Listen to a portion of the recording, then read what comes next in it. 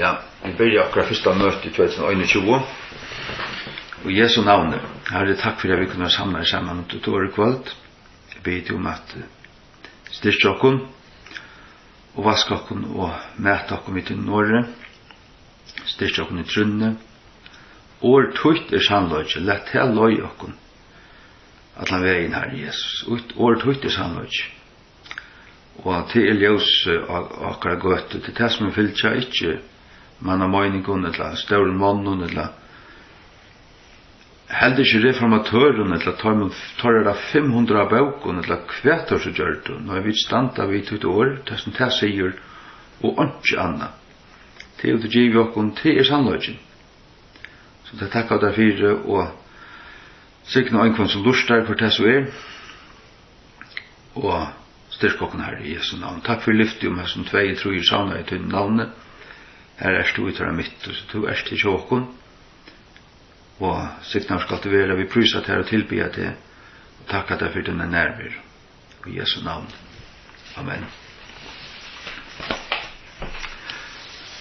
Jeg gjør et video for 5-6 døven søgjene om seier og gøyder.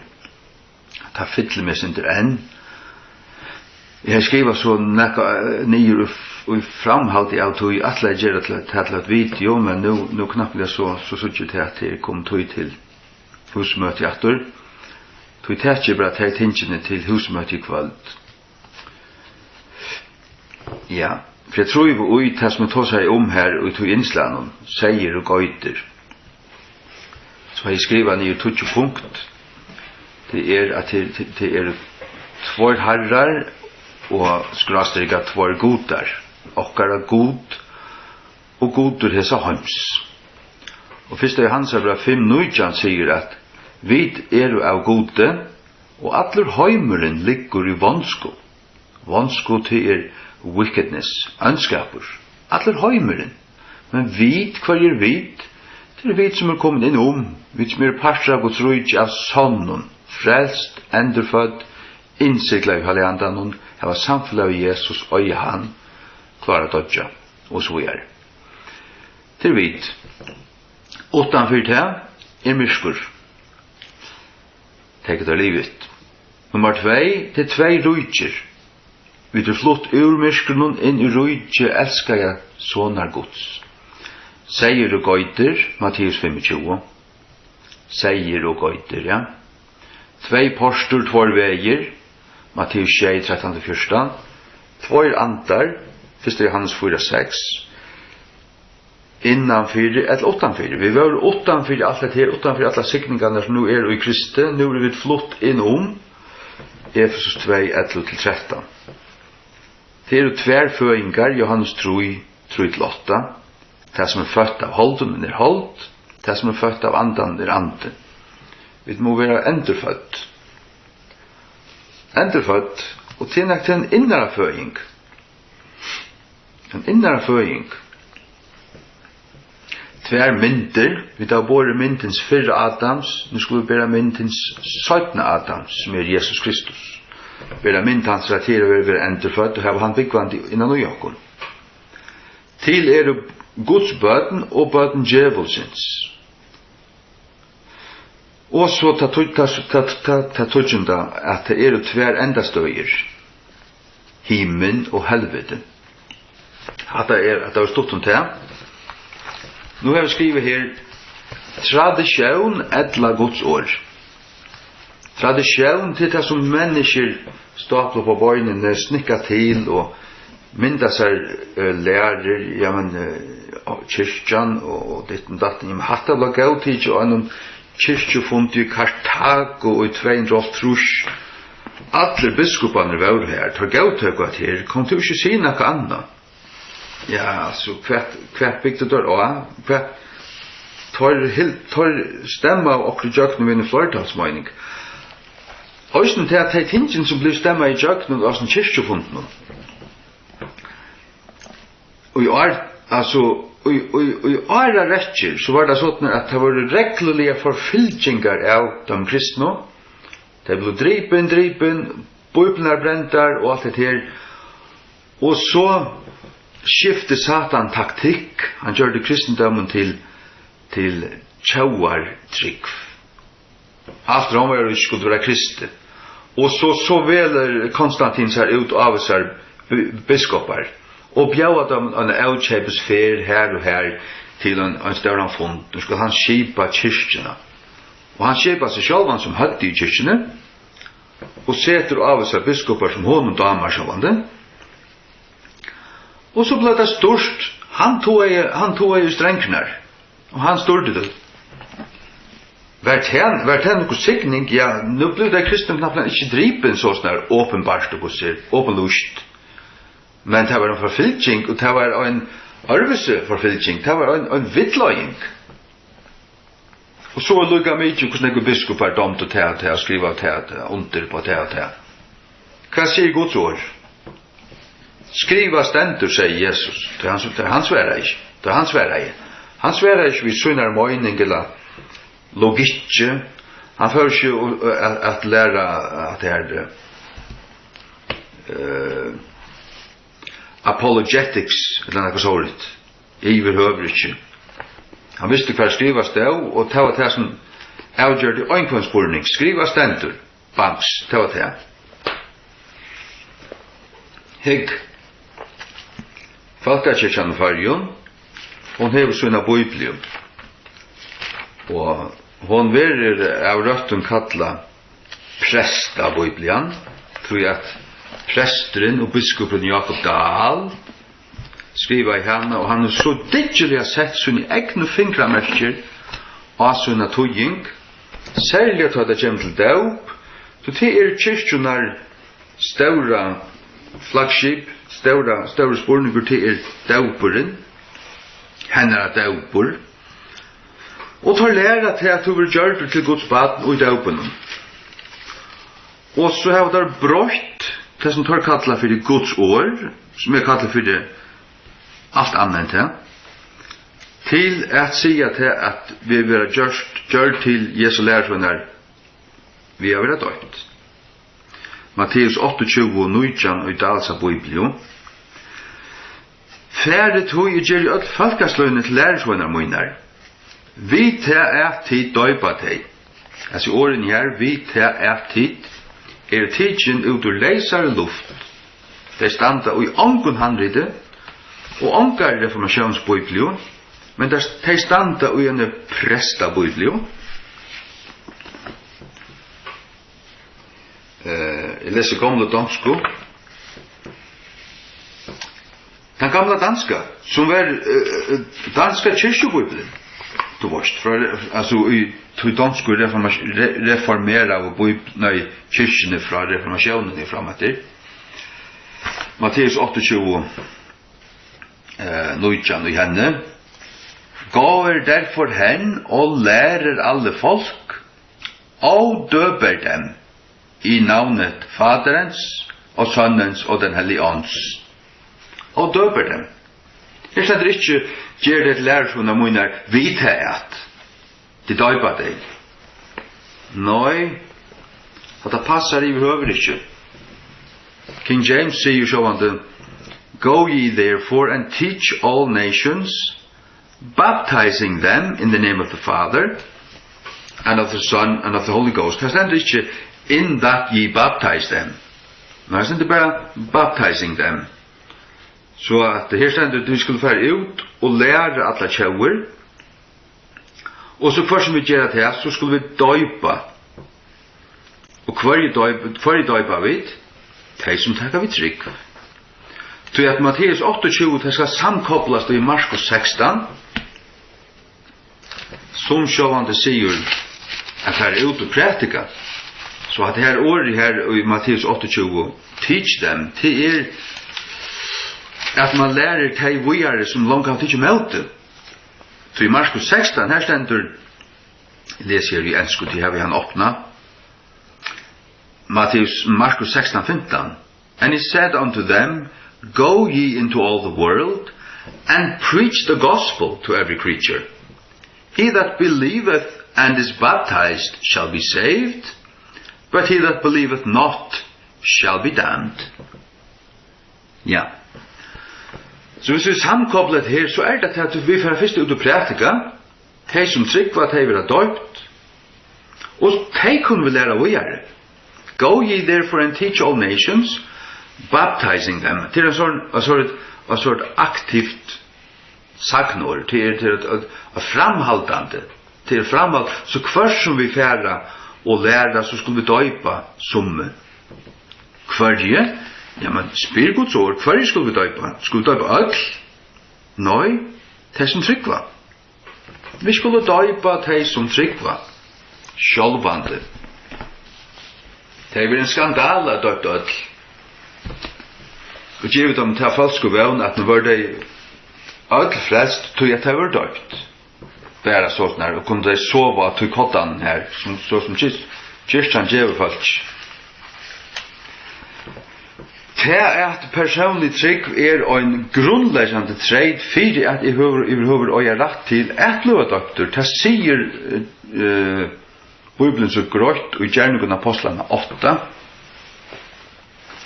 og i søvende om Filippus og Hirmannen.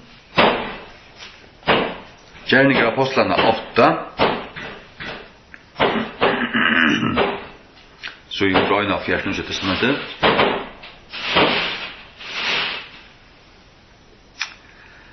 Ja. Fra 35. Filippus talet upp munnsyn og byrja vi til samme skriftstenen, altså til Jesaja 3, og prætika i honom Jesus. Han prætika i honom Jesus. Og som tar før av vei i synen, kom og tøyre etter noen av oss som vattnet, og her med avren sier, så i her vatten. Hvert får mer av være døpter? Kunne det nekka for honom? Jeg var han som yngst ble døpter. Jeg lette dere bare tjomsane vatten. Så han frelstur. Til vattnet rønser han, skjønner. Så gav han morgen. Så rymmet litt. Var det som Filippus sier? Nei, Filippus sier, om to trust, om er han treit, om to trust, ikke mammadun, ammadun, gommadun, og kubbadun. Om to trust, a sintur, nei, vi alle hjertatøynum. Så kanst du. If thou believest with all thine heart, thou mayest. Og han sverre og sier, et trykve at Jesus Kristus sonur Guds. Til ombår til at han hever sanna trykk, og han hjertans oppbering av hvor Jesus Og at han tror at han som Jesaja profeterer om, Jesus Kristus av Nazaret. Og han skipa i vakten og standa stittlur, og tar for nyer bæger inn i vattnet, bæg Filippus og Hirmæveren, og han døpte han. Og tar det over kommer opp, ut ur vattnet, riktig anti herrans Filippus borster, og så Ja. Så det en treit, at to trust. Halleluja. Og hikk, og sørste innslag, så vidgjør det her vi omskjering, tog at kvui, ikke tog at samarbeide døp vi omskjering, i alle førnelse på kyrkjenar mata. Det som grunnleggende vi omskjering, og døpe, det som grunnleggende vi omskjering, det var til at du hei et omskåret hjärsta. Det løs vi her til Jeremia, da jeg gjør det til sørste innslag. Ta les Jeremia 4:4 og 9:26. God sier at alt Israels hus omskåren i hjertan. Og Romarbrev 2 sier til at han ikke jøde som en utvartslige, omskåren i kjøtten, men han jøde som en innvartslige. Og i andan og hjertan. Og på samme måte det vi tog at vera Guds barn under nødja såtmalen, nødja testamentet. Det at du hever en personlige hjertans oppenbering og hjertatrygg av Jesus til sjálfur. Så du en kandidater til å bli døptur, og hva gjør døperen? Dåperen, ta for at jeg så skulle ikke etter her kvalt. Dåperen et attersvær, og dåperen et innsikle. Hvis vi nå samarbeida dåp vi omskjering, tog at minst til at Abraham, han ble omskåren, da var han 5 år. Så det er ikke vi alder å gjøre. Det hever vi til hjerte å gjøre. Til det øyneste. Hvis du omskåren i kjøtten, og ikke omskåren i hjertet, så det til omskjering ikke. Og du døpter som bad, men ikke hever levende hjertetrykk og øye Jesus personlige, så du døper heller ikke. Ikke nækka som helst. Rom 4, 8-12. Rom 4, 8-12.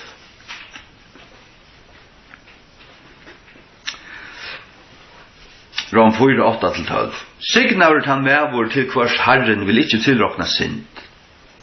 Kjemur ta henda signa seg med ta oppa omskjeringen av øynans, eller oppa omskjeringen av øysene, så jeg vil si at trygv var rokna Abraham til rattvise.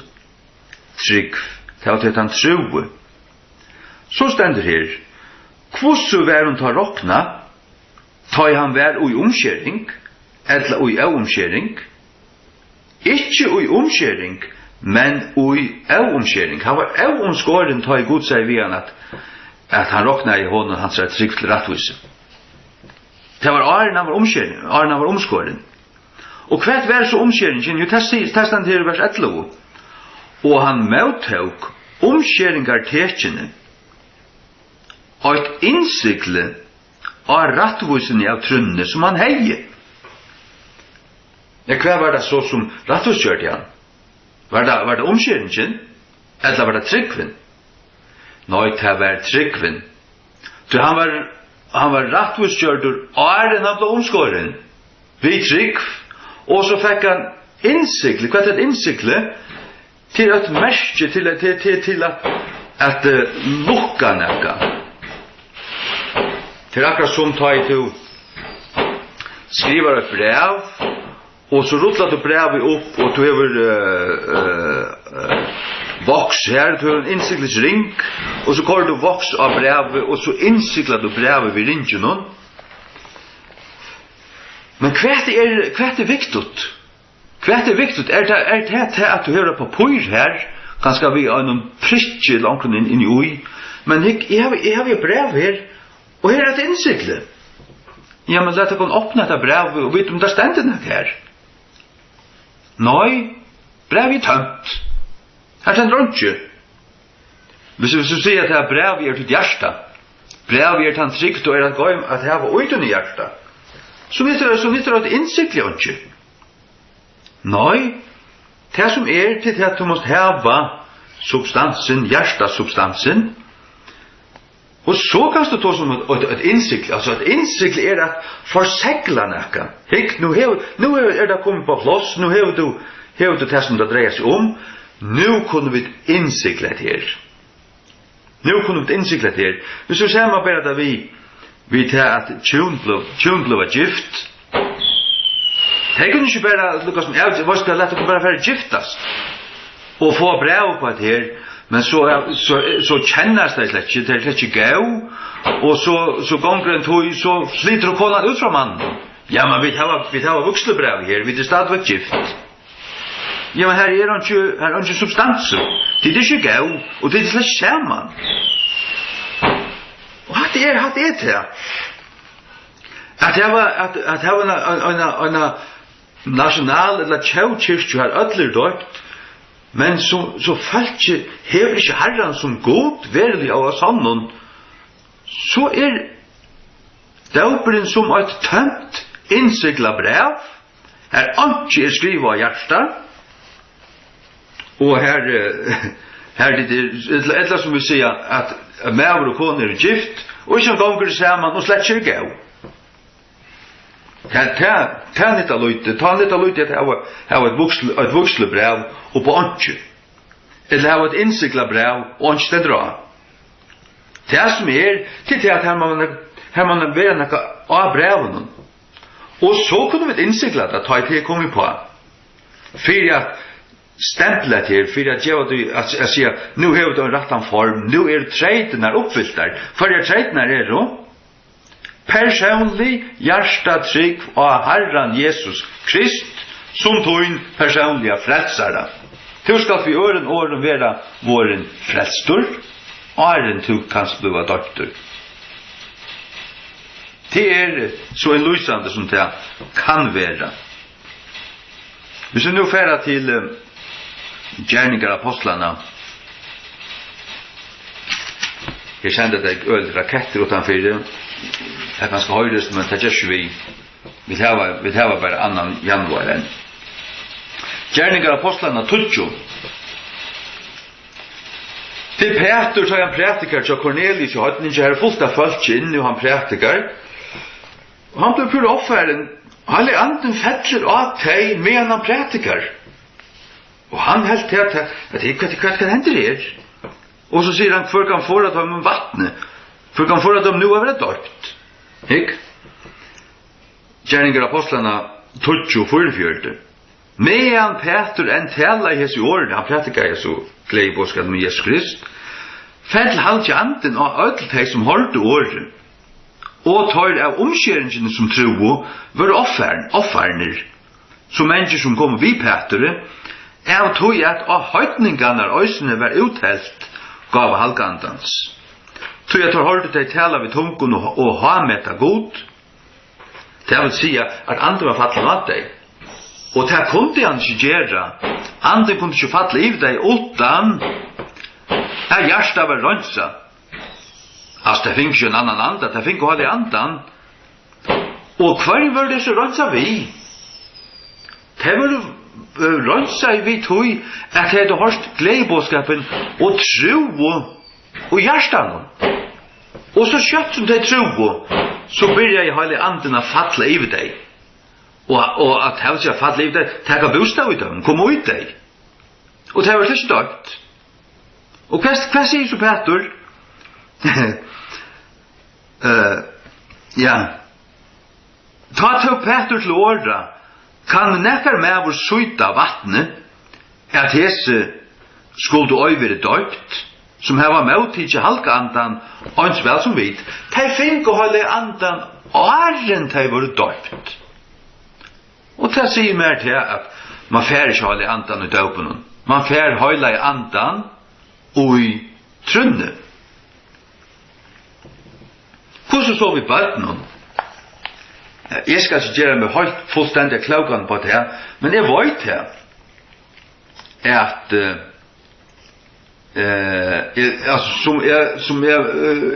jeg må si som så at jeg tror at jeg god setter minne krøv til bøten enn til vaksen folk. Men allikevel, så stender det salm 1 at vi synd i gitten. Og Guds år lærer om til at vi bærer myndens fyrre Adams, og vi må være endrefødt.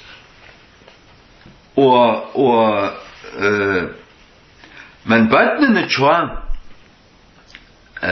frelsen og falskje, de halka i og i trunner til tøymon tja sine foreldren. Fyrre kun tjei fyrstan sier, så en vantryggvande ektamævren halgaver av ektakonene, og en vantryggvande ektakonan halga av ektamannen. Annars var bøtten til kara aurøyn, men nu det høylav. Det vil si bøttene tja her som bare andre frelstur høylav, årsak av sine foreldre. Og var begge bøttene, var begge foreldrene vantryggvande, så var det åpenbart aurøyn. Så jeg lærte i handaspurningen litt her, at det ikke det som jeg kom inn til akkurat nå, men to som det som nå her ligger for hentur. Spurningen alt avgjerande, erst to frelstur. Det alt avgjerande spurningen. Ja. Halleluja. Og som jeg nevnte i nekko i innslagene, så det kanna sig själva om man öjer Jesus. Södna Korint 13:5. Södna Korint 13:5.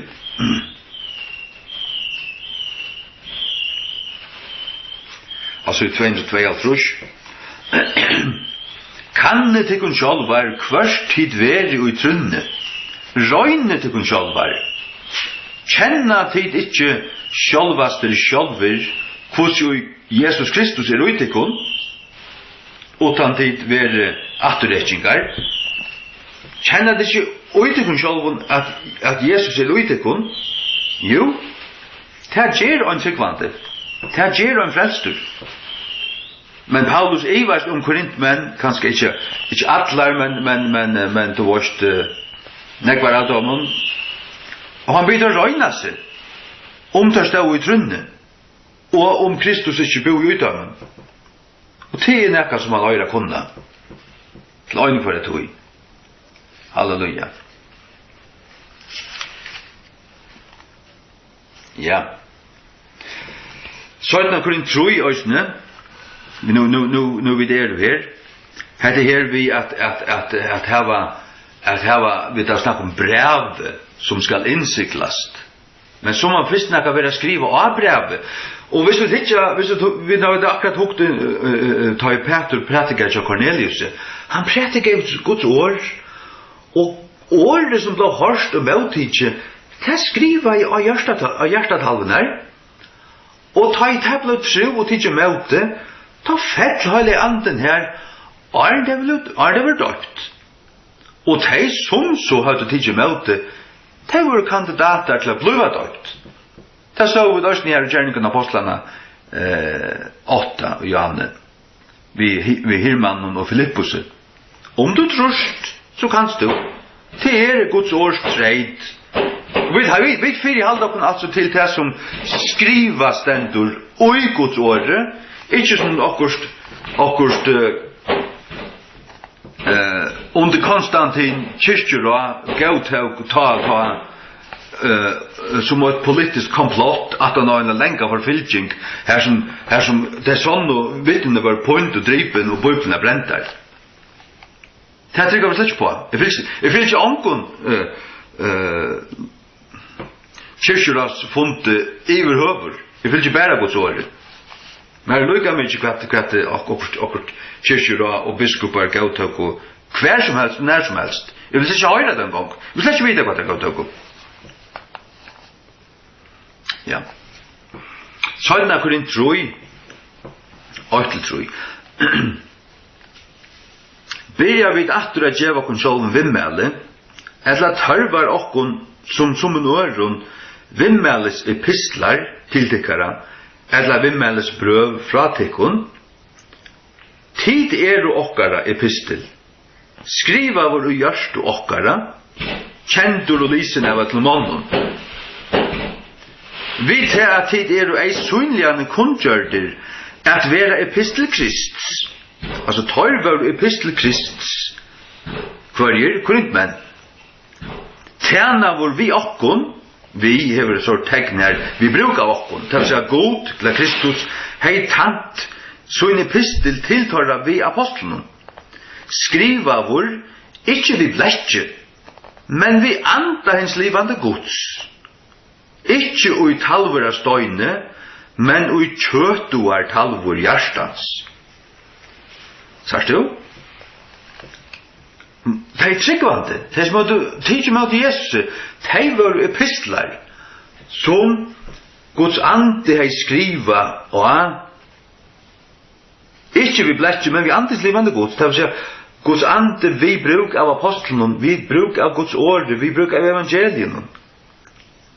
Her som det var tidsi møte, her var det livande epistlar. Ja. Skriva, ja. Halleluja. Halleluja. Og til det som man kan innsikla. Du kan bare innsikla ta det nekka skriva av brevet. Du innsiklar ikke bare. Halleluja. Ja. Hik. Gjerningar apostlarna 22:16.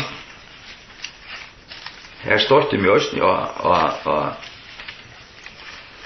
at Dal har vært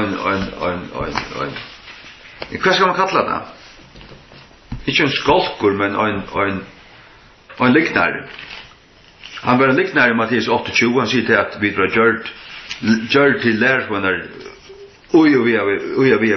at vi var dødt, som om at det for svært at høre lærer. Og så at prestene konstant å lese det her, som om hatt det Guds ord. Hatt det slags Guds ord. 22:16 i første King James fyrst. Det Paulus som forteller om det som hendte honom i samband med da Ananias kom og leie hender av seg og han fikk holde andan og hva hendte da? Her stender 22:16, ja. Her sier Ananias, eller Paulus sier at Ananias sier, og nu kvidralars to, røys til, og vær døptur, og två av borstuna skinter, kallande av navn Herrans. Hatta sier ikke til at døperen två av borstu sinter. Nei, hver två av borstu sinter, Jesu blev två av borstu sinter. Personlig trygg var Golgata verkje fyrir te. Men hva sier han så å være døptur og två av borstuna sinter? Det vil si halka seg, vende om. Og det det som man i bästa fall kan si at døperen en symbol om. Døperen et utvartes tekjen om nækka som hent i andan og hjertan.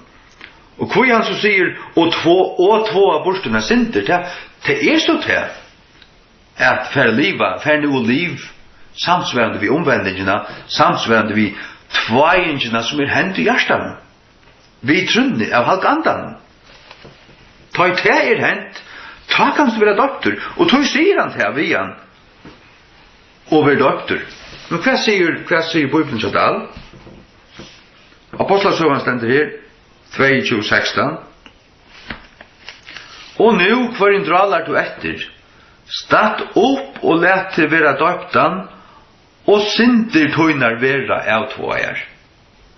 Let til være doktan, og synder tøynar vera avtvåjar. Så er det hvordan han ommåret det her. Hatt jeg sier til at uitut å være doktor, ta være synder tøynar avtvåjar. Det er slik det som stender her.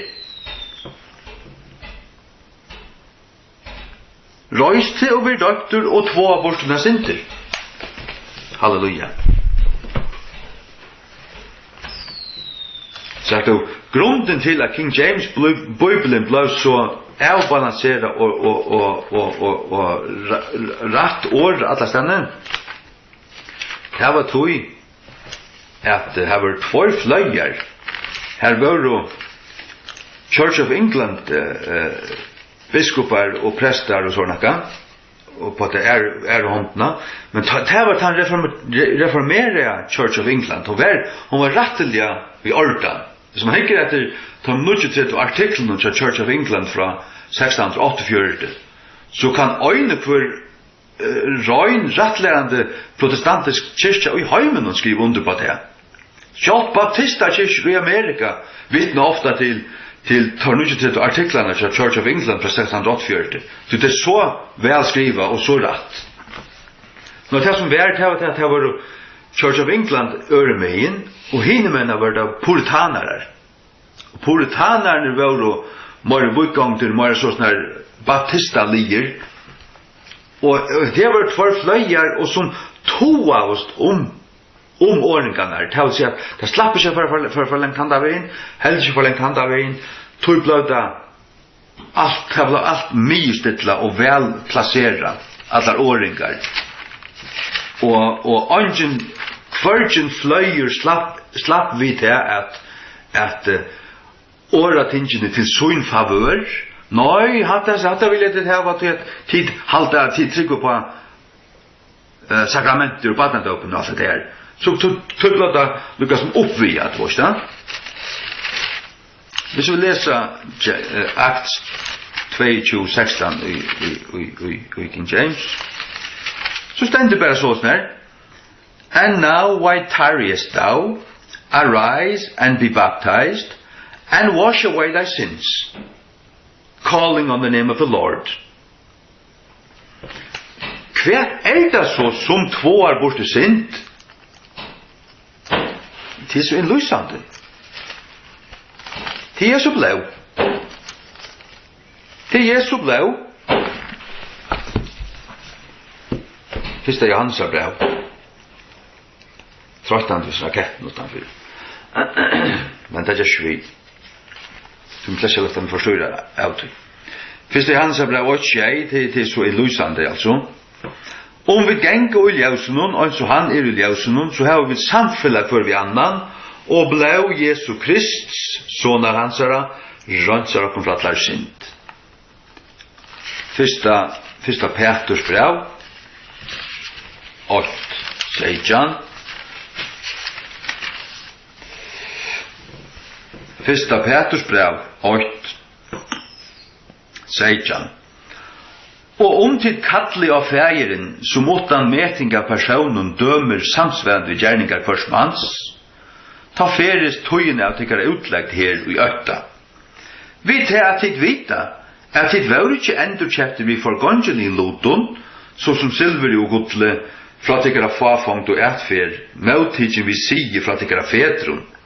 Men vi hinnom døyra bæra blå Krist, som er en lampe, utan lyti, utan blætt. Halleluja.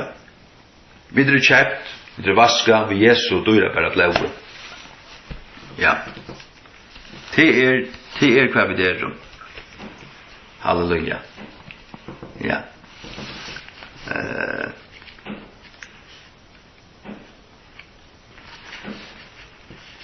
Gjerninganer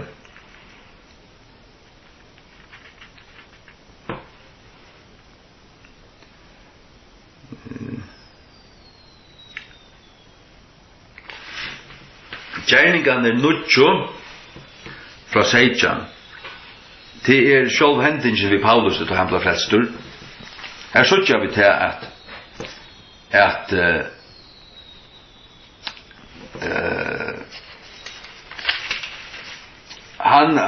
han møttog hele andan. Hikk?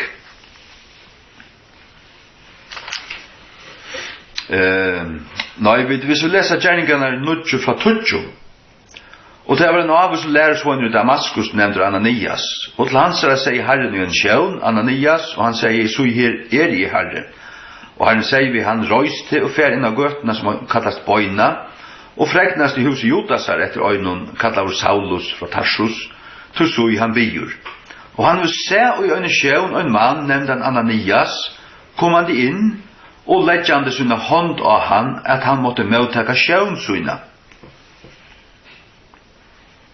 Ja, hikk. Mottaka sjøvnsuna.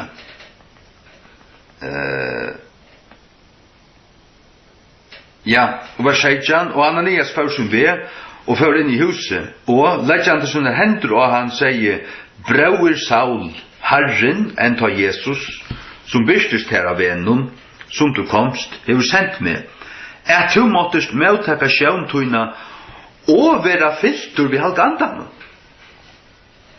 Hvordan kunne Paulus være fyllt ved halk andan så latt? Hvor måtte han ikke prætikast fire? Forst og hvor?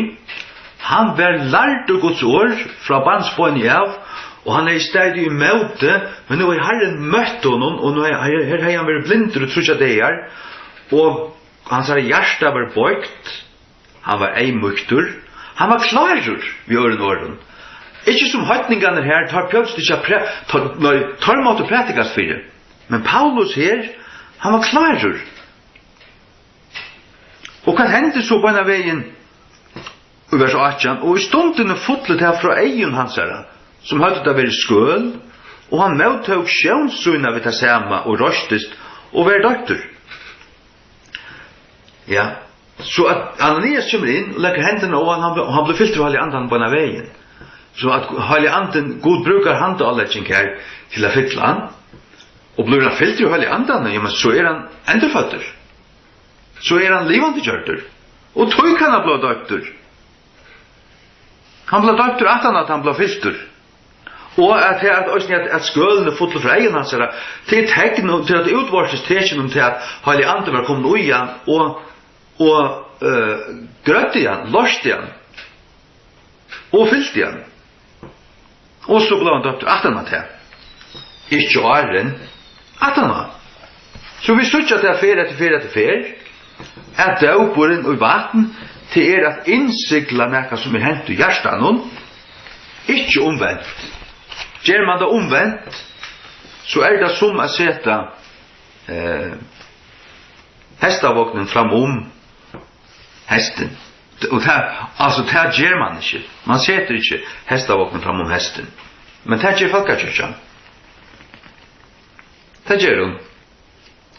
Tror jeg at folk vekser opp, ja, men til patna da på sitt navn. Og så skulle det svære for det 14 år, så skulle det svære si ja til at det standa fast ved badnatoppen. Og det var godt. Jeg var bare til jeg fortalte oss noen bøyter møte byrjaen. At jeg ville innelig gjerne bli frelstur. Og jeg finner en bøybel fra Ommo, når han fikk 12 måneder han fikk jollag av ble frelstur 16. januar. Ja, jeg har lyst i øynene til en måned, og ber Jesus frelsamme, og visste alt, og tro at alt var så. Og ble så, gikk så til prest, det tror jeg viker, en prestan tryggvande prest, og da jeg sier ja, da vil de bli frelstur. Og da jeg følte til altars, jeg har håpet at dere hendte, men det hendte ikke, altså ikke neka som helst. Men så får jeg et evangelisk møte, faktisk en møte rød, her som evangeliet ble prætika klart, kvöld at han kvöld, og mennesker ble sett på valg, og de som tok imot Jesus, de røst jo opp og takk av frelsen og sånn. Og det gjør de, at han har finnet trunna prætika, ja, at han har tidsi mot Jesus i hjertan, men så gjørte jeg han ved munnen, og tabla vi frelstur. Og jeg må si akkurat som at kommisjonen og altargången og alt det, det ikke givet meg ikke neka som helst. Altså ikke 5%, ikke 3, ikke 8, ikke 8,5. Jeg var støyn deier og jeg ble frelstur. Støyn hamrande deier. Ikke før Jesus Kristus kom inn i meg, altså, og Heilig Anden livande gjør det med. Det et under. Og vi som evangelisk, vi som evangelisk, ja. Vi som prætika året og prætika frelseåret. Vi må for søren halda fast vi. Det som vi øya. Og ikke leta til utvattnast, ikke leta til som det øytre enskun adulterized. Adulterized til at gjøre det skøtjulitt, eller skøtju gjøre det. Selja det, eller gjøre det iver til noe som falskt. Falskt. Kyrkjonar, prætikan, og altså sakramenten og alt det der i kyrkjene jo falsk. For de sier til at de alle blivet nekka ui kyrkjelin handlingun som de vust ikke blivet til. Hon en kalsvørsleggen enda og i annan Folkekirken og fargen. Hon kan vente overst nyast, eller kan hon pakka sammen, sier akkurat som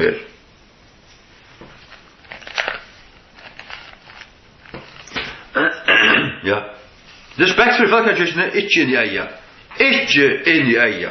Men kalsvart liggen, en av Bibel en liggen ur endi annan, en alexandrisk liggen. Men okej, her onkel sannlagar ui her, altså, men det ikke det røyna sanna Guds året, slett ikke røver ikke. Nei. Så det at det sørste, med for takk i kvalt. Det fyrra Peter Trui. Fra Achan. Fyrra Peter Trui, Achan til 22, hikk.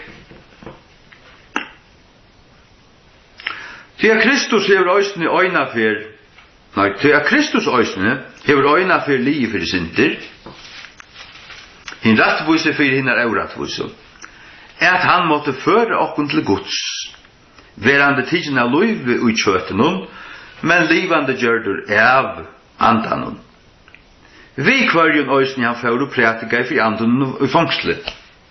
Vi kvarjon vi andanen. Han døy i kvosse og i likamnen. Han sa ande døy i øren ikke. Prætika for andanen i fangslet. Som ankun tog var avlytner, altså hos andanen i fangslet. Ta i øyna for Guds lenk med å boja i av døven neua, medan ørsken var i fyrrøyking, hver ui fåar til 8 svaler, var frestar vi vattnet. Vi har det tekning her til å si at vi brukar vattnet. Hin luika mynd vi kvært, enn ta daupur òsene nu frelser okkon. Men her skal du leggja dent av året mynd. Til å si at mynden det som hendte vi Noa. Det ble bjarga i vattnet. Bjarga i dømen. Men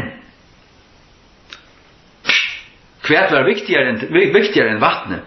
Vattnet regna om man det öll.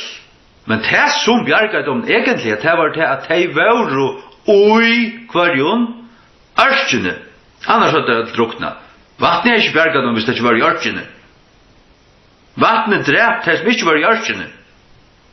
Så hvis vattnet som regna i det kan sammendas vid døpsvatten, ja, så nytta i døpsvatten ikke tøymen som blev drukna i auto. Det som bjarga i tøymen hinon, 8 svalmen her, det var ferdig inn i ørskjene. Men her sier han til at det er mynd. Døperen nu en mynd vi tar. Hin luika mynd vi kvært. Kvært det her til det som hender i Gamla testamentet. Mynden døperen. Døperen en mynd på det som hender her i Gamla testamentet. Det vil si at du skal sammeta det som nu hent her i Kristi vi, det som hente Noa og Tøymon vi flauene. Vattnet de bjarga oss i jøkken om vatten, men det ikke vattnet. Vatten bjarga i dem ikke. De bjarga oss i jøkken om vatten.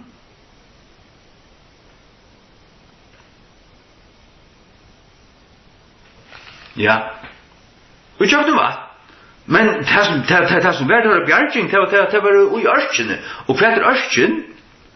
Ja, hva vitne ui? Vi tror i Kristi. Halleluja.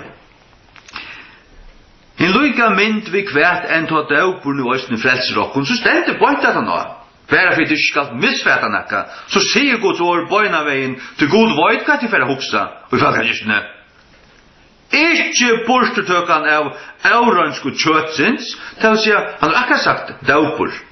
Og han sier at daupur ikke borstutøkan av eurønsku kjøtsins. Ja, hva hei veri borstutøkan av eurønsku kjøtsins?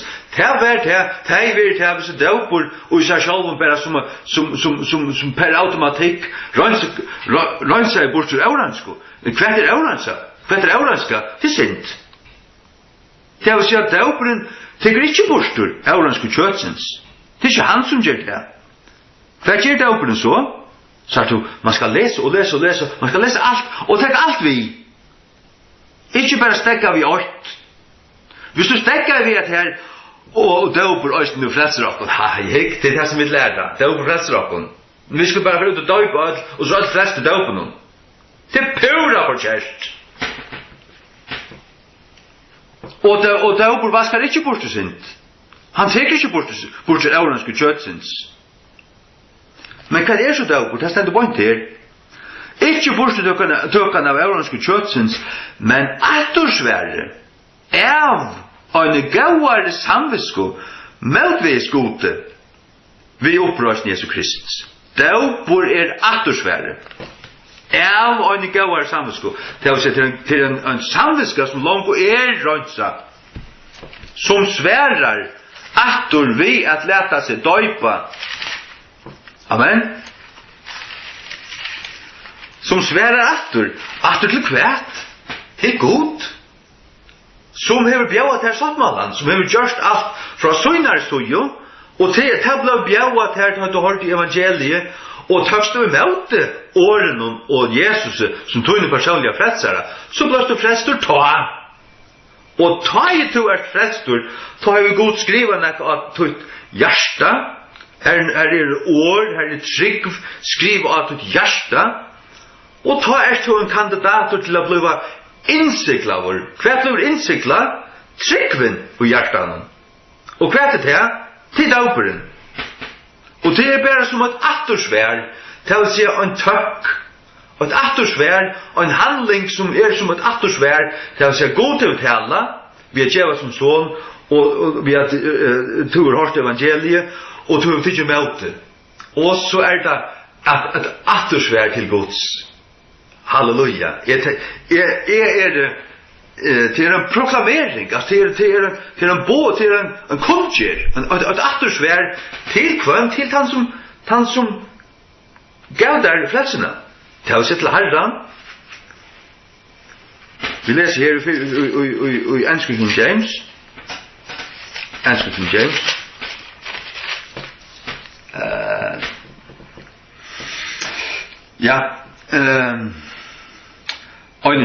The like figure whereunto we kvært, even baptism doth also now save us. Men det en mynd. Det var sett en mynd her. Det blev frest, vattnet freste deg bors ur dømen. Det samme vattnet som dømte somme frest i ånder.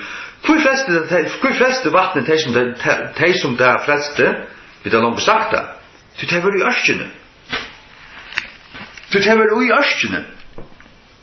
Halleluja. Så det en dømmer som du først i kjøkken. Vattnet en dømmer mer enn noe annet. En dømmer. Lukka som det vet hva. Og det ble bjergene undan til dømmeren til det var inn i øynøkron. Lukaløys det nu at God hever dømt sånn sønn og vi får frikjell ui hånden og så dømmeren for en boi. Det hørst det her som skauar eldar her nekka som heter ekorhøner. Hvis eldren kommer og eldren feras for boi vi nekka vindu og kommer til vårt alt brenner så savnar en ungarna tjåsar til vansjen her og hon offrar seg til hon dør og ungarna blev sparter inn i henne og ta i så eldren fer på boi så trusta ungarna vakna at det tar mamma deg men ungarna kom undan sparter hatte det eldren fer på boi vattnet fer på boi og det egentlig Guds dømmer i synd. Men vi tar videre i Kristi. Vi tar videre i ørkene. Lukka som nøva vær. Så du, leser du at det stikket her som 4 Peter 3, 18 til 22, så skal du lese det også halt. Du får ta vite her at dømmer en mynd vi tar som hendte i Gamla testamentet vi nøva flau. Så skal du se man bare til. Hvis du skal lære nekka som helst. Og han sier så bøynt det nå, for at det ikke skulle misskille det, som det så fleitande gjerra. At døper teker ikke borstur. Det vil si, rønser ikke, fjerner ikke, vasker ikke av euronske kjøtsens. Han gjør ikke det. Det nekka annet som gjør det. Hva det? Det Jesu blau som gjør det. Personlig hjertatrygg fra Golgata-verset. Halleluja. Ikke borsetøkene av euronske kjøtsins, men attorsvære av øyne gavare sammensko. Til å si du hever langt gavare sammensko, tar du døyde. Og bare ved at heva til, du iverhøren kandidater til å bli doktor. Ta hev du sett hestavåknen framfor hesten. Sett så igång, så är rätt sammanskrua och så kör maskinen roi rätt. Attorsvärde av en gåar samvetsko möjligtvis gode. Vi, man kunde ju sagt fyra, eller tjöknun upprörsten Jesus Krist. By, till by, liksom omvägs, eller vi brukar. Vägna upprörsten Jesus Krist. Låt mig läsa det här igen, sko.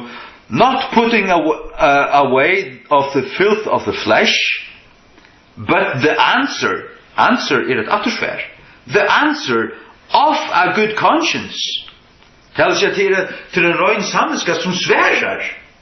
Hon är långt röjn, tøy, dagur finns här sten. The answer of a good conscience toward God by the resurrection of Jesus Christ. Och heldur sig att det här kunde dal få rätt. Skal det säga att kvui dal inte var för att få det rätt. Det var starblindur.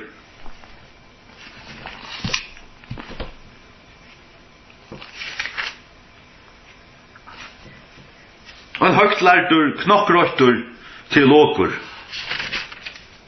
Det tog inte till ett öjnasta bättre. Du ska ta andans ljus och andans uppenbering. Eller kan du packa samman. Hygg. Och vad säger så han här? Om det här, om döpen. Han säger så snär. Som nu öjstene frälser och nu sunne motbojlat. Det hade allt gjort han. Döpen hon. Han hever så hitt vi öjstene i sjåan. Det må tojast. Han som ikke borstutekt av eurønskene allika med noen. Men så sier han, men bøn til Guds. Omgåa samvetsko. Bøn til Guds. Her det atter koppa av høtte. For her døyper du folk som ikke har gåa samvetsko, til å si, som ikke frelst, til døyper av gåa god, gjør dem nu, bare foreldren og som baden her, gåa samvetsko. Hvis det ikke noe hava til, så skulle det bare være et løs. Så det er ikke predika for dem. Så det er slett ikke frelst. Var det kandidater til å bli dårlig til over, så hadde det gåa samvetsko. Bøn til Guds gåa samvetsko.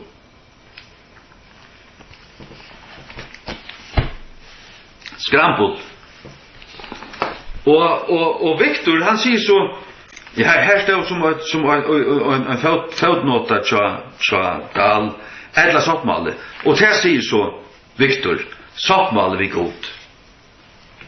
Og her har jeg babsane aftur, jeg har ofta hørt det sier sånn her, at det daupur, ja, det altså, vi gjør, at det gjør soppmale vi god. Nei. Nei. Her gjør du daupen atter til okkurt ganda kjent, okkurt, og okkurt som du skal standa innefyrir, og du skal for å gjøre. Sottmalen langt gjørdur. Han ble gjørdur av Golgata-krosset. Han skrivaver. Han gjørdur ved Jesu blåbe. Og det til at du først prætika fyrir der til evangeliet, og ta du tenker imot det,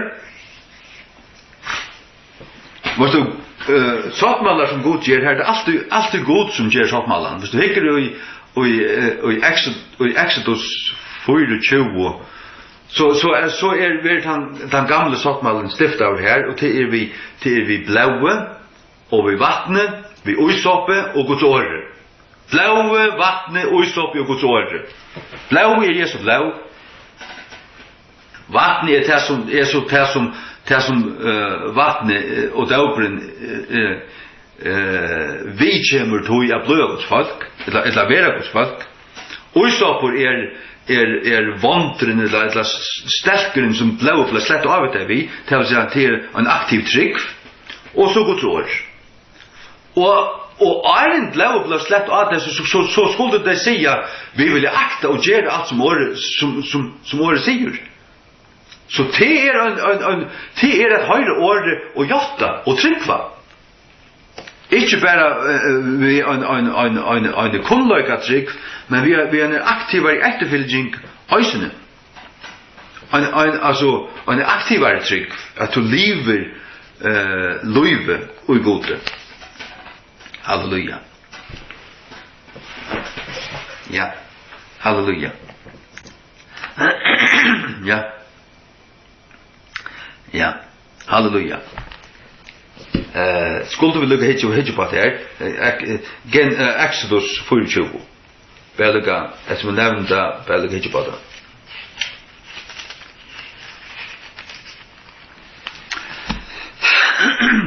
Ja. Så vi såg at det klart, gemma kraft altså, at det er ikke det som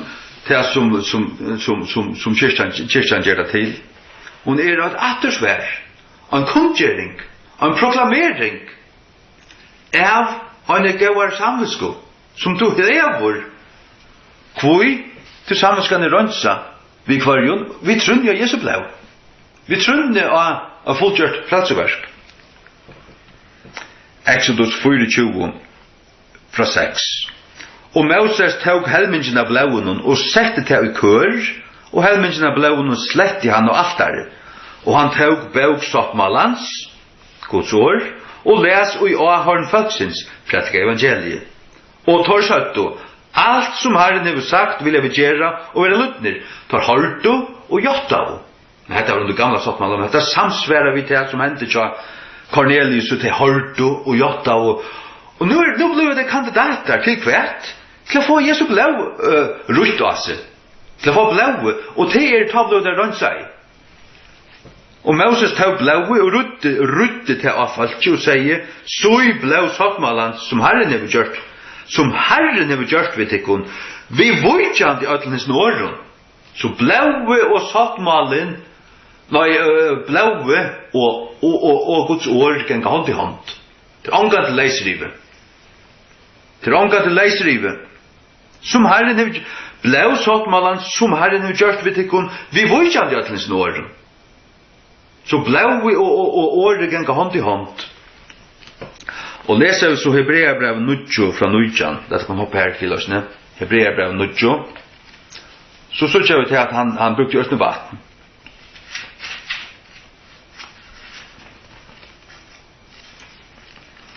Og altså vattnet som er her, vattnet symboliserer, altså til en utvortes